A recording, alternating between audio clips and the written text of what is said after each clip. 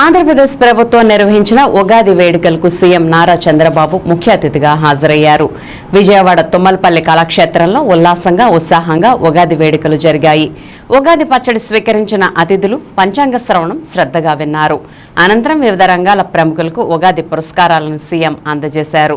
అలాగే ఏపీ బ్రాహ్మణ సమాఖ్య రాష్ట్ర అధ్యక్షులు సచివాడ దుర్గాప్రసాద్ను కూడా సీఎం చంద్రబాబు ఘనంగా సత్కరించారు.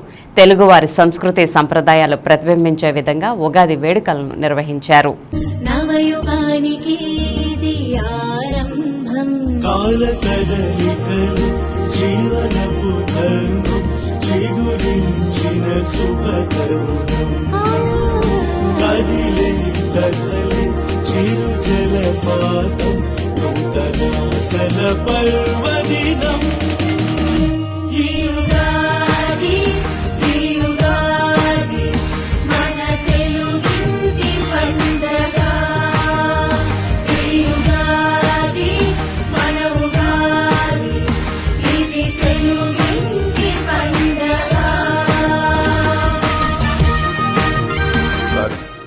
ఉగాది శుభాకాంక్షలు.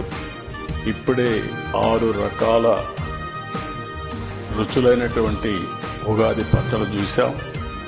ఈ పచ్చడి గుర్తుపెట్టుకొని అదృష్టం వస్తే ఎగిరిపడద్దండి, కష్టం వస్తే కుంగిపోవద్దండి, సమర్థవంతంగా ధీటుగా పనిచేయండి. ప్రతి ఒక్క సమస్య కూడా మెరుగైన ఆలోచనలుంటాయి. ఆ ఆలోచనలు చేస్తూ ఎప్పటికప్పుడు సమస్యలు పరిష్కారం చేసుకుంటూ ముందుకు పోవాల్సిందిగా మరొక్కసారి కోరుకుంటూ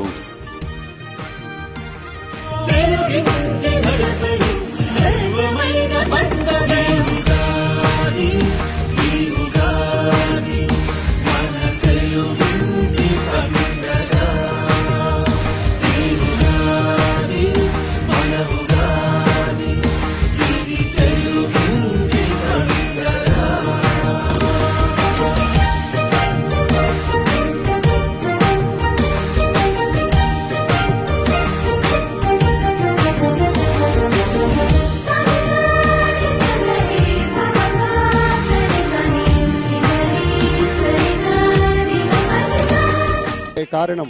అలాగే ఇతర మంత్రివర్గ సభ్యులకి, ఐఏఎస్ ఐపీఎస్ అధికారులకి, ఆయా విభాగాల అధ్యక్షులకి, అలాగే అకాడమీల వారికి అందరికీ పేరు పేరున హృదయపూర్వకంగా ధన్యవాదాలు, కృతజ్ఞతలు తెలియజేసుకుంటూ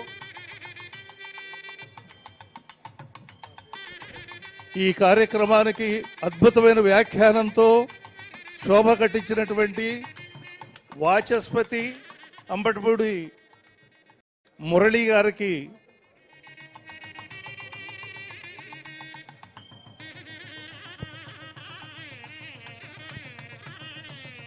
అద్భుతమైన వ్యాఖ్యానంతో ఎక్కడైనా సరే శుభవచనాలు పలికేటువంటి మా మురళీకృష్ణుడికి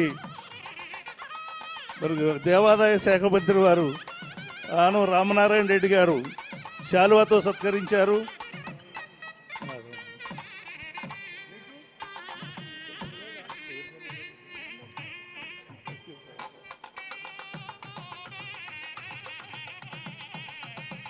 దైవం మానుష రూపేణ అంటే మనిషి రూపంలోనే దైవం ఉంటాడు అని అంటారు. నిదర్శనం మన గౌరవ ముఖ్యమంత్రి నారా చంద్రబాబు నాయుడు గారు మాత్రమే.